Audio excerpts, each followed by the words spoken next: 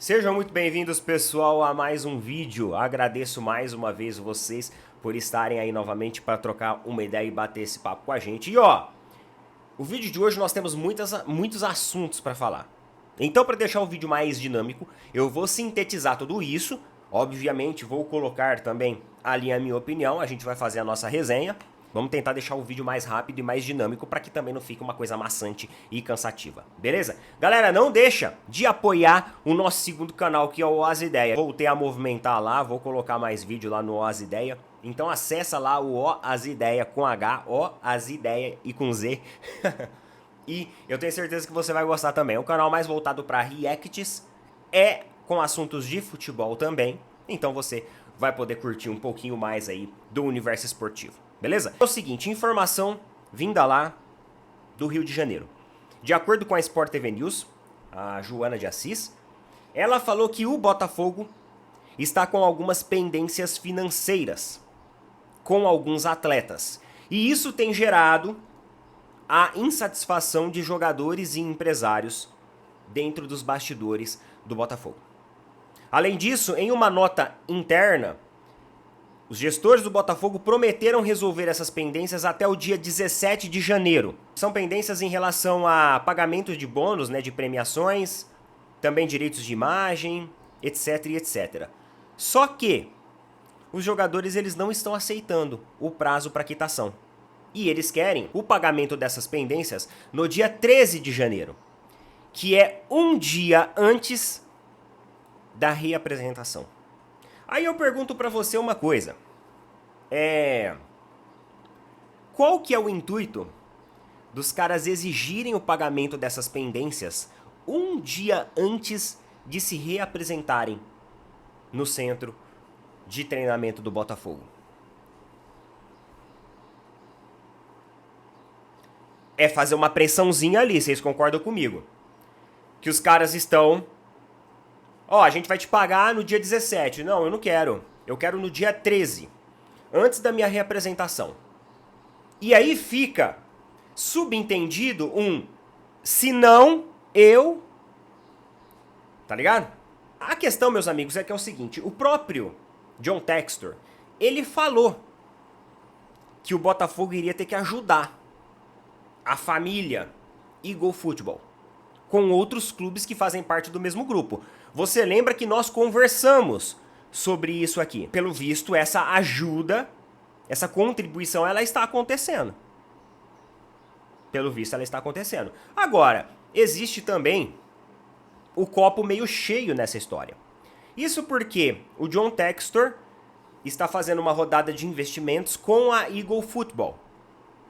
E a Sports Bank vai fazer a aplicação de 200 milhões de libras, que seria aproximadamente 1,5 bilhões de reais, na Eagle Football, no grupo do John Textor. Grupo esse que o Botafogo também faz parte. Aí a gente tentar entender como que vai funcionar esse fluxo, quanto cada equipe vai receber desse montante, dessa fração, para que continue ali movimentando fluxo de caixa, o pagamento dos compromissos financeiros, a contratação de novos jogadores, etc, etc. Além disso, o Botafogo tem a expectativa da venda do Luiz Henrique, do Igor Jesus, por cifras muito boas. Então, eles contam também com a injeção de dinheiro dentro do caixa pela venda desses jogadores. Esse é o lado positivo. Agora eu vou falar uma coisa pra vocês e eu vou ser muito sincero aqui, tá? Meus amigos, o futebol brasileiro, ele tem um grande problema, que é a economia brasileira. A economia nossa, ela está, eu não vou dizer em ruptura, porque senão vão falar que eu sou profeta do apocalipse aqui. Mas ela está muito instável. A nossa moeda frente às outras moedas, ela está muito desvalorizada. Então é muito difícil um clube hoje no Brasil, ele sobreviver só de premiação. Ah, Neto, mas não é só de premiação que os clubes vão sobreviver. Os clubes contratam jogadores e revendem jogadores. Sim, meus amigos, só que a gente precisa de um pouco mais que isso. Não adianta você contratar o jogador por 10 milhões de euros e vender ele por 15 milhões de euros. Você precisa mais do que isso. Você precisa de ampliar o seu lucro sobre o jogador que você vende. E qual que é a melhor forma de você fazer isso hoje? Categoria de base. Já falei isso aqui várias vezes. Os clubes brasileiros, olha só o que eu vou falar. Os clubes brasileiros que não investirem em categorias de base vão sofrer no futuro. Porque a nossa instabilidade econômica, as nossas leis trabalhistas, porque o jogador ele é regulamentado pela CLT, é uma briga todos os dias para você manter um fluxo de caixa saudável. A Leila, ela já falou que se ela quiser, ela quebra o Palmeiras em questão de semanas. O Rodolfo Landim, ele falou também, o Flamengo facilmente se quebra em questão de semanas. E eles não falaram isso à toa, eles falaram isso porque é uma realidade, porque nós estamos atrelados à economia brasileira, atrelados ao fisco brasileiro, atrelados às leis trabalhistas brasileiras, que se um jogador leva o time no pau, é milhões que ele vai faturar. Porque a justiça do trabalho, ela sempre volta os seus olhos pro trabalhador. É um cenário caótico. Pra quem empreende, mano, às vezes você tem uma lojinha de vender coxinha. Você vai entender o que eu tô falando. São muitos custos envolvidos. E as nossas políticas, elas não facilitam isso. Um time que não investir em categorias de base, dificilmente ele vai sair da degola. Dificilmente. É por isso que os clubes estão cada vez mais se afundando. Aí vão lá e se entregam à SAF. Só que a SAF não é uma garantia também de retorno se não tiver um investimento estrutural a médio e longo prazo, onde os jogadores, tragam mais dinheiro para os cofres. E eu vou explicar para vocês um exemplo claro. A proposta do Manchester City para o Vitor Reis do Palmeiras. Estão falando que o Manchester City vai sinalizar uma proposta de 40 milhões de euros para o Vitor Reis do Palmeiras. Amigos, estamos falando de 250 milhões de reais. Detalhe, o Vitor Reis é 100% do Palmeiras. Porque é um dos meninos que veio da base. Vocês entenderam onde eu tô querendo chegar? Quando vocês pegam, por exemplo, grandes vendas do futebol brasileiro, Endrick, Estevão, Vinícius Júnior, Lucas Paquetá, são de jogadores que vieram das bases da equipe e a equipe tem o maior valor percentual em cima desses jogadores. Então o dinheiro que entrou, foi por bolso. Por que vocês acham que o José Botto, na coletiva ontem do Flamengo, ele falou que o João Paulo Sampaio é um dos melhores profissionais do mundo, na opinião dele. Ele falou assim, não é só do Brasil não, é do mundo. Porque o João Paulo Sampaio, ele tem um olho bom em enxergar oportunidade de negócio. Ele enxergou isso no Endrick, ele enxergou isso no Estevão, ele enxergou isso no Luiz Guilherme, no Kevin, ele enxergou isso no Vitor Reis. Quem tá fazendo o trabalho grosso no Palmeiras é o João Paulo Sampaio. É por isso que o Botto queria levar ele pro Flamengo. Porque o José Botto, a gestão do Flamengo, eles já sabem da importância da categoria de base, que já é importante lá fora, mas dentro do nosso país, com a nossa oscilação econômica, se torna imprescindível.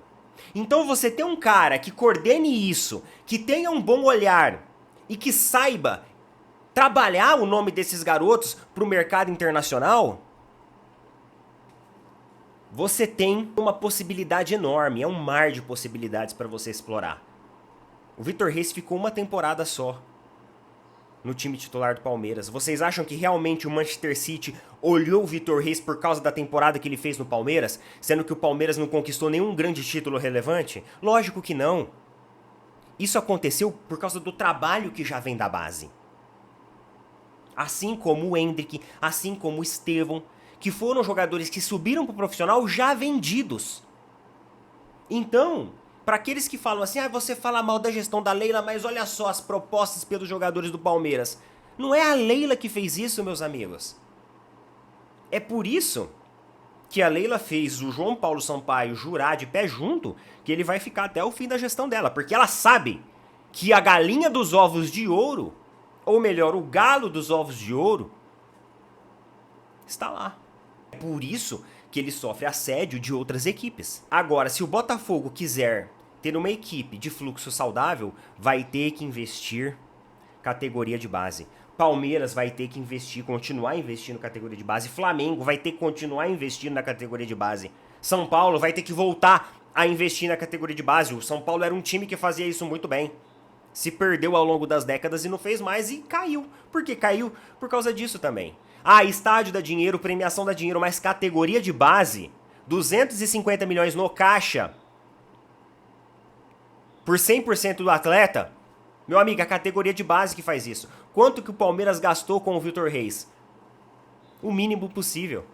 Não comprou de ninguém. Não pagou altos salários nem nada. Só formou o moleque. Categoria de base. É isso. Tá? Porque senão, matérias como essas no Botafogo, até no Palmeiras, no Flamengo, tá? Elas vão acontecer.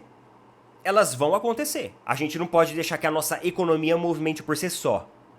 Porque senão, meu amigo, aí a gente tá lascado. E já puxando um pouquinho dessa pauta também, vocês viram que o Neto, o craque Neto, como o pessoal conhece aí, ele falou lá que os flamenguistas ficaram batendo palmas enquanto a gestão do Flamengo passada quebrava o Flamengo. Que ele falou sobre as notícias aí que saiu, né, da entrevista do BAP, falando que eles vão precisar reorganizar ali o fluxo de caixa, controlar um pouco a situação, não vão ter grandes contratações, porque eles precisam fazer caixa agora e tudo mais. E aí o Neto foi lá e fez essa crítica. E o pessoal lá do Meu Timão, eles pegaram um trecho da reportagem da Globo que falava, né, que o Flamengo estava renegociando alguns pagamentos com empresários, de comissões e tudo mais, né? Jogando um pouco para frente para reorganizar o fluxo.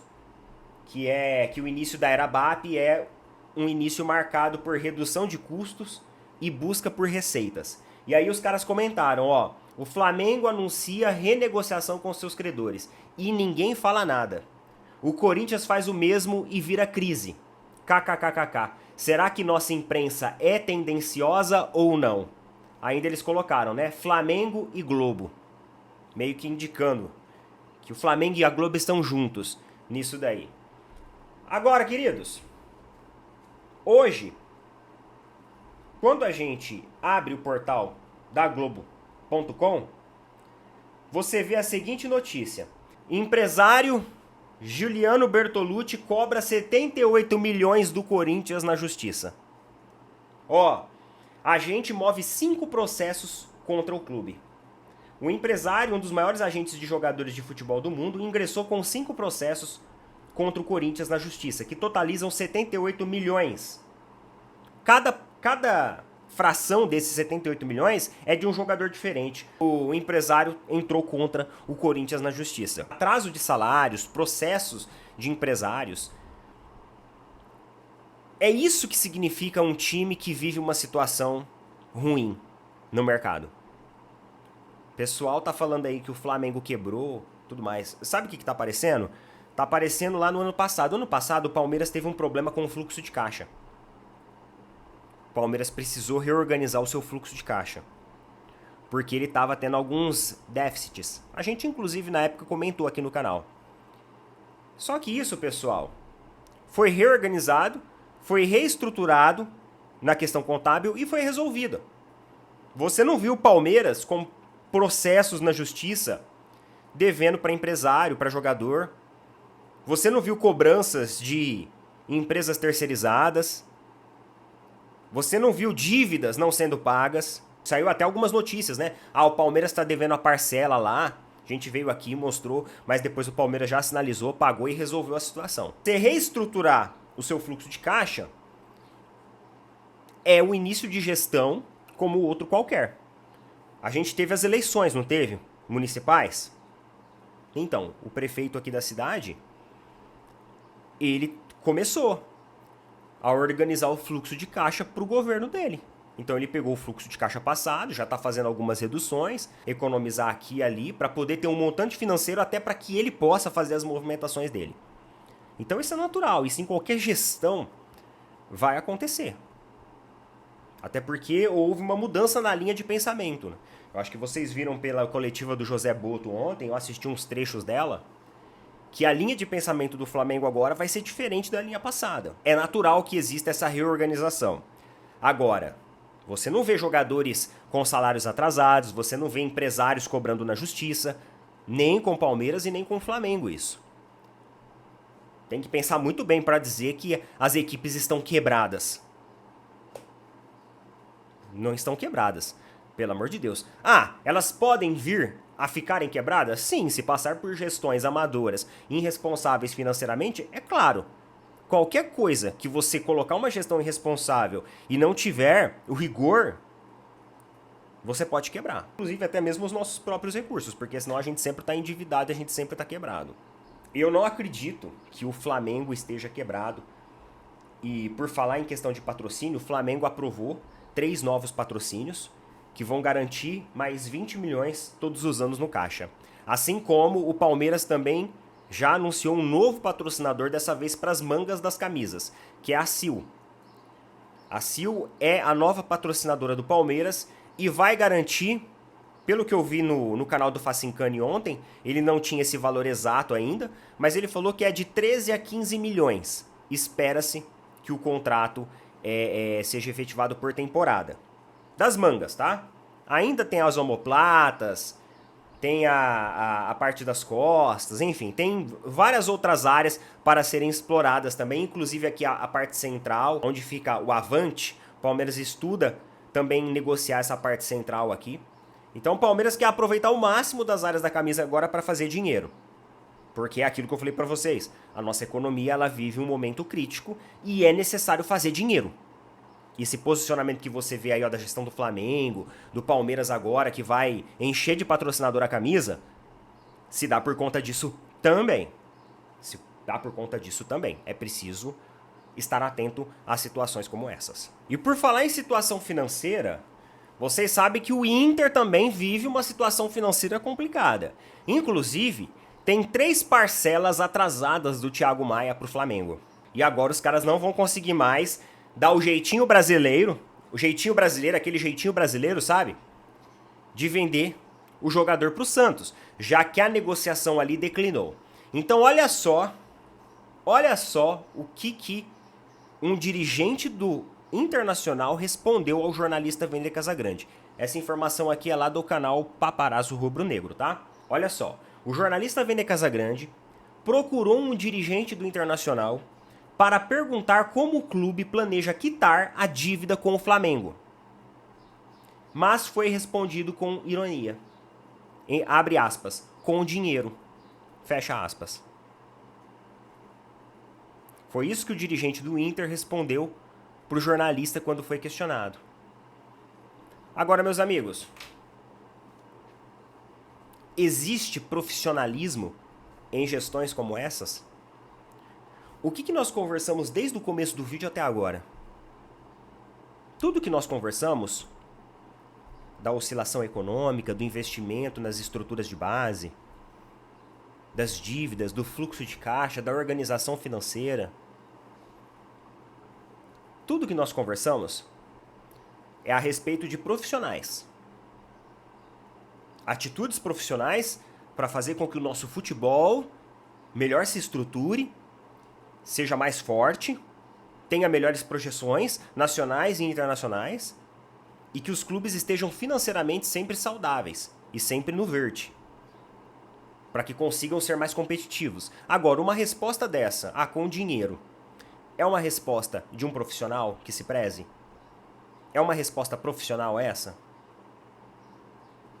O que esperar de mentalidades como essa ainda à frente da gestão do futebol brasileiro, à frente de clubes importantes e tradicionais da nossa gestão?